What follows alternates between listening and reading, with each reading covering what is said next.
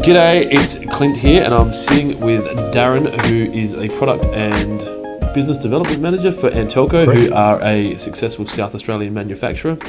And we're just going to break open some bags and have a look at some products and talk a little bit about the Antelco products. When I was working for another irrigation shop, I had a guy come into my shop and say, I think he was from Antelco, he was one of your R&D guys before you were there. And he said, tell me everything you can about pegs. And then obviously this is what came from that. Talk to me a little bit about this peg and why Antelco decided to make it and its advantages, I guess.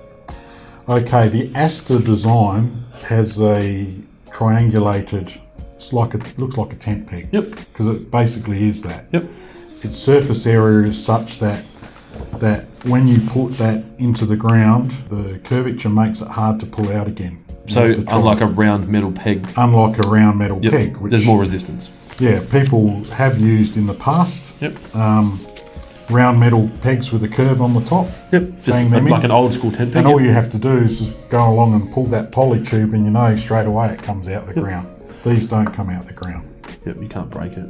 Well, I might be able to. But well, there you go. I can, but so it's not a force. Is that the plastic you were talking? We did a podcast before, and we were talking about plastic. So that plastic is brittle and strong. You're able to break it if you really want to. But it's quite a hard. Any plastic you can break if you really want that's to. right. But its engineered plastic is a lot better than what you'll find. The best example is we got a copy of a hold down stake from the Middle East just the other day, and what they did was make a little loop like that, and you had to like physically clip the tube in, so it didn't just slide in like that. And that would take so long. And they didn't really get it right. So this has been thought of so that you got 13, and you can use 13 mil, 19 mil tube. Because that's the sizes that you commonly use. So it won't work on 25 mil really? No. Okay. No, I wouldn't recommend it. And it's obviously got a point at the top that would be able to receive a hammer if you're hitting it into hard ground. The cost, I think they probably sell for a similar price to a metal peg, so they're not priced out of the market from that point of view. They won't rust. We probably don't sell as many of these as we should, considering the advantages that they have.